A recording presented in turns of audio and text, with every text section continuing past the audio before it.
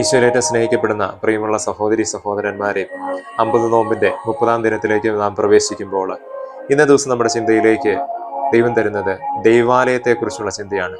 നാം അനുദിനം ബലിയർപ്പിക്കാൻ പോകുന്ന നമ്മുടെ പള്ളിയെക്കുറിച്ചുള്ള ചില ചിന്തകൾ പങ്കുവയ്ക്കുകയാണ്. ഈ നോമ്പ് കാലഘട്ടത്തിൽ ദൈവാലയത്തോടുള്ള, നമ്മുടെ പള്ളിയോടുള്ള നമ്മുടെ മനോഭാവം എങ്ങനെയാണ് എന്ന് നമുക്കൊന്ന് ചിന്തിക്കാം. മത്തായിയുടെ സുവിശേഷം 21:13 ഇങ്ങനെ പറയുന്നുണ്ട്: എൻ്റെ ഭവനം പ്രാർത്ഥനാലയം എന്ന് വിളിക്കപ്പെടും. മർക്കോസിന്റെ സുവിശേഷം 11:17 അങ്ങനെ തന്നെ പറയുന്നു: എൻ്റെ ഭവനം എല്ലാ ജനതകൾക്കുമുള്ള പ്രാർത്ഥനാലയം എന്ന് വിളിക്കപ്പെടും. നമുക്കറിയാം, സുവിശേഷത്തിലേക്ക് വരുമ്പോൾ ഈശോനാഥൻ ജെറുസലേം ദേവാലയത്തിൽ കച്ചവടം ചെയ്തിരുന്ന ആളുകളെയൊക്കെ, നാണയമാറ്റക്കാരെയൊക്കെ ചമ്മട്ടി കൊണ്ട് അടിച്ച്, ചാട്ട കൊണ്ട് അടിച്ച് പുറത്താക്കുന്ന ഒരു അവസ്ഥയുണ്ട്. പ്രിയമുള്ളവരെ, തമ്പുരാൻ അവിടെ പറയുന്നുണ്ട്: എൻ്റെ ഭവനം എല്ലാ ജനതകൾക്കുമുള്ള പ്രാർത്ഥനാലയം എന്ന് വിളിക്കപ്പെടും.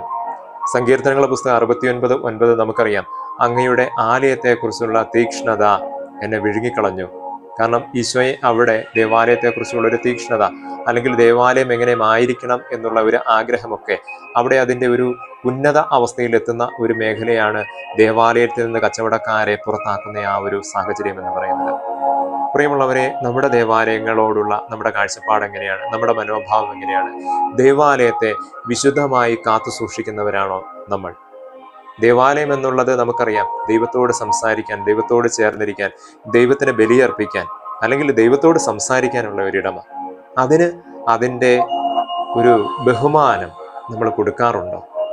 ഒരു പൂജ്യമായിട്ട് നാം കാണാറുണ്ടോ? അല്ലെങ്കിൽ ദേവാലയവും അതിന് ചുറ്റുമുള്ള ആ സ്ഥലങ്ങളെയൊക്കെ നമ്മൾ എങ്ങനെയാണ് കാണുന്നത്?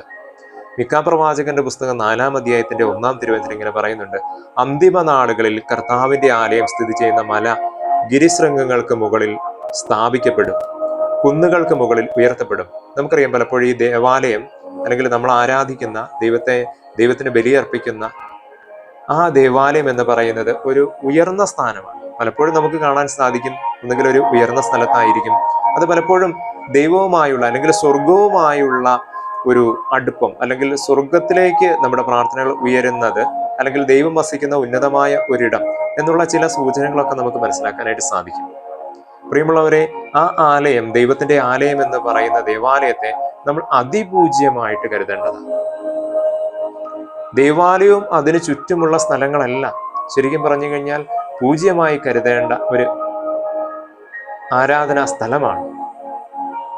പ്രിയമുള്ളവരെ, എസെക്കിയേൽ പ്രവാചകന്റെ പുസ്തകം 43:12 ഇങ്ങനെ പറയുന്നുണ്ട്: ദേവാലയത്തിന്റെ നിയമം ഇതാണ്, മലമുകളിൽ ദേവാലയത്തിന് ചുറ്റുമുള്ള സ്ഥലം മുഴുവൻ ഏറ്റവും വിശുദ്ധമായിരിക്കും. ഇതാണ് ദേവാലയത്തിന്റെ നിയമം. നമ്മൾ നമ്മുടെ ദേവാലയത്തെ, അല്ലെങ്കിൽ നമ്മുടെ ഇടവക ദേവാലയത്തെ എത്രമാത്രം പൂജ്യമായിട്ടാണ് കരുതുന്നത്? ആ ദേവാലയത്തിന് ചുറ്റുമുള്ള സ്ഥലങ്ങൾ എത്രമാത്രം പൂജ്യതയോടുകൂടിയും ബഹുമാനത്തോടു കൂടിയാണ് കരുതുന്നത്?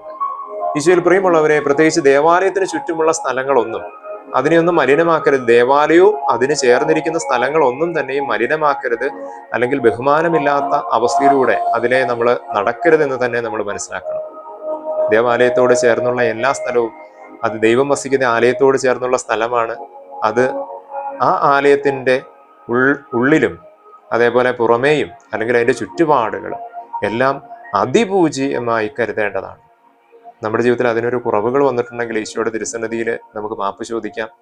ഇന്നു മുതലുള്ള നമ്മുടെ ജീവിതത്തിൽ, പ്രത്യേകിച്ച് ഈ 50 നോമ്പിന്റെ 30-ാം ദിനത്തിൽ ദേവാലയത്തോട് കൂടുതൽ ചേർന്നിരിക്കാൻ, ദൈവാരാധനയോട് ചേർന്നിരിക്കാൻ, ദേവാലയത്തെ ഏറ്റവും പൂജ്യമായിട്ട് കരുതാൻ, ഏറ്റവും ബഹുമാനത്തോടു കൂടി ദേവാലയത്തെയും അതിന്റെ ചുറ്റുപാടുകളെയും സമീപിക്കാനായിട്ട് നമുക്ക് പരിശ്രമിക്കാം.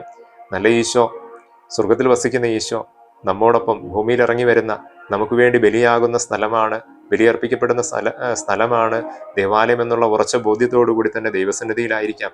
ഈശോ നമ്മെ എല്ലാവരെയും സമൃദ്ധമായിട്ട് അനുഗ്രഹിക്കട്ടെ. വിശുദ്ധിയോടെ ചെയ്യുന്നവർ വിശുദ്ധരായി തീരും എന്ന ജ്ഞാനത്തിന്റെ പുസ്തകത്തിലെ വാക്യം നമുക്ക് ഓർക്കാം. ദേവാലയവും അതിനു ചുറ്റുമുള്ള എല്ലാ സ്ഥലങ്ങളും വിശുദ്ധമായി കരുതിക്കൊണ്ട് തന്നെ ഏറ്റവും വിശുദ്ധരായി ജീവിക്കാനായിട്ട് പരിശ്രമിക്കാം. നല്ല ഈശോ നമ്മെ എല്ലാവരെയും സമൃദ്ധമായിട്ട് അനുഗ്രഹിക്കട്ടെ. ആമേൻ.